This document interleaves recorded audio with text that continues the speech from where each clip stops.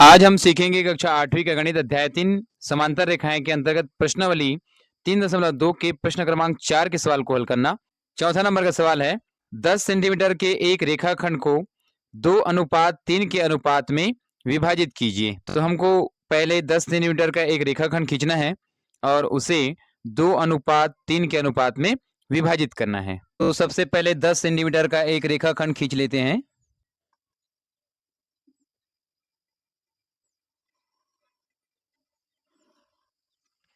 तो ये हो गया 10 सेंटीमीटर का एक रेखाखंड। इसको हम नाम दे देते हैं ए और बी।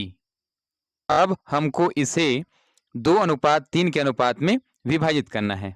तो इसके लिए हम पहले बिंदु ए और बी पर विपरीत दिशाओं में समान माप का न्यून कोण खींचेंगे। यहाँ से हम एक न्यून कोण बना लेंगे। न्यून कोण से तात्पर्य है 0 अंश से अधिक और 90 अंश से कम न्यून कोण बना लेते हैं। जैसे मैं यहाँ पर 40 अंश का बना रहा हूँ। बस ध्यान देंगे कि जो न्यून कोण बनाएंगे वह विपरीत दिशाओं में होगा, ए और बी के।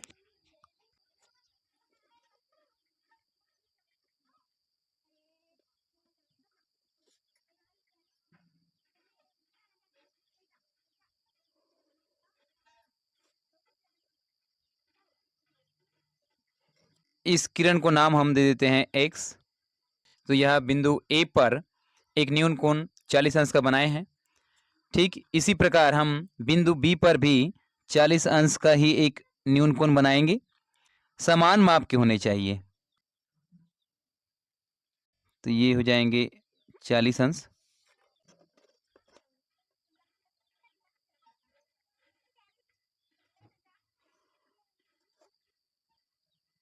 इस किरण को नाम देते हैं हम y। तो हमने क्या किया, बिंदु ए और बी के विपरीत दिशाओं में समान माप का न्यून कोण बनाया और हमने दोनों समान माप को यहाँ 40-40 अंश लिए हैं। अब हम प्रकार की सहायता से दोनों किरणों ए एक्स और बी वाई पर प्रकार की सहायता से छोटी सी त्रिज्या लेते हुए चाप काटेंगे। और कितना चाप काटेंगे? 5-5। 5-5 इसलिए क्योंकि हमको सवाल पूछा गया है 10 सेंटीमीटर का एक रेखाखंड खींच करके 2:3 के अनुपात में विभाजित कीजिए। तो 2:3 के योगफल अर्थात 2-3 बराबर हो जाएंगे 5। तो 5-5 समान त्रिज्या के चाप काटेंगे। तो आप कोई भी प्रकार से छोटी सी त्रिज्या ले लेंगे और उसको कुछ इस प्रकार से काटेंगे। जैसे ये हो गया 1,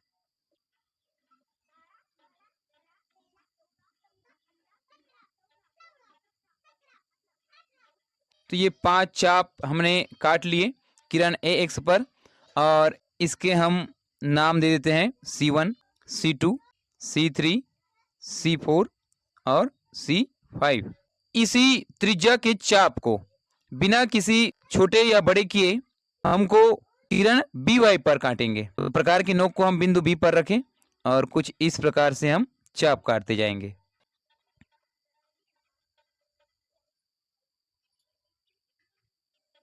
तो यह 5 चाप हो गया और इस किरण पर जो चाप काटे हैं उसका नाम हम K1, K2, K3, K4, K5 दे देते हैं। अब जो अंतिम बिंदु है C5 उसको मिला देंगे B से और यहाँ अंतिम बिंदु K5 है उसको मिला देंगे हम A से।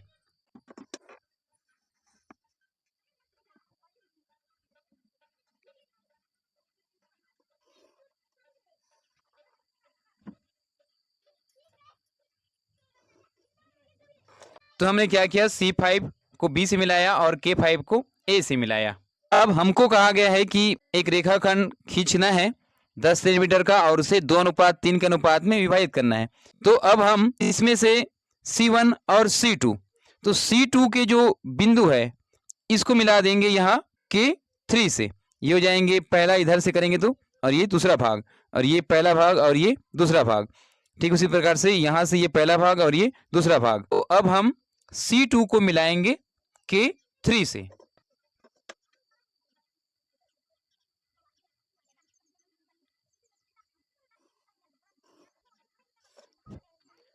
तो आप देखते हो जैसे हमने C2 को K3 से मिलाया तो यहाँ यदि हम C1 को मान लो K4 से मिलाते तो ये पहला भाग बनता और यहाँ C1 और C2 ये दूसरा भाग बन रहा है, अर्थात K4 और ये K3।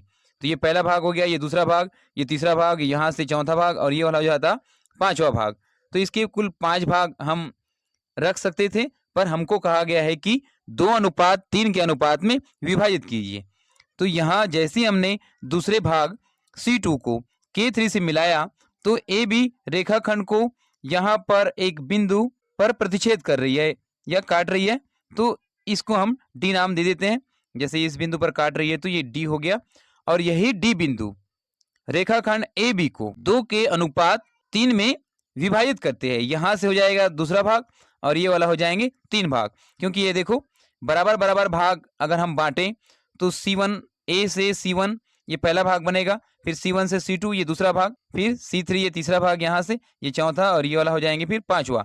तो इन 5 भाग में 2 भाग हमने इधर बांट दिया और ये तीसरा भाग इधर रहेंगे, अर्थात AD से लेकर के ये 2 भाग हो गया और D से B तक कितना भाग हो जाएंगे? 3 भाग। तो AD यहाँ से 2 भाग और DB ये कितना हो जाएंगे? 3 भाग। इस प्रकार आपसे कहा गया था कि 10 सेंटीमीटर का एक रेखाखंड खींच करके उसको 2:3 के अनुपात में विभाजित कीजिए।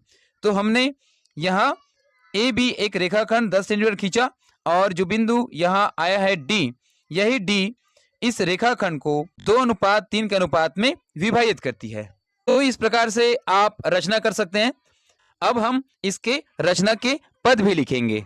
तो रचना के पद भी लिखना आवश्यक है, तभी आपको पूरे अंक दिए जाएंगे। तो जैसे ही आपने रचना किया उसको अपने शब्दों में रचना के पद के अंतर्गत लिखेंगे। तो हमने क्या किया था, सर्वप्रथम 10 सेंटीमीटर का एक रेखाखंड AB खींचा। तो ये AB 10 सेंटीमीटर के रेखाखंड खींचे थे, और उसके बाद बिंदु A और B से विपरीत दिशाओं में समान माप के 2 न्यूनकोण बनाया। तो याद रखे रहेंगे, बिंदु A और B पर समान माप के न्यूनकोण बनाएंगे। न्यूनकोण से तात्पर्य है 0 अंश से अधिक और 90 अंश से कम। तो कोई भी माप लेकर के आप बना सकते हैं। जैसे कि हमने यहाँ पर 40 अंश का लिए थे, तो यहाँ भी हमने 40 अंश का लिए।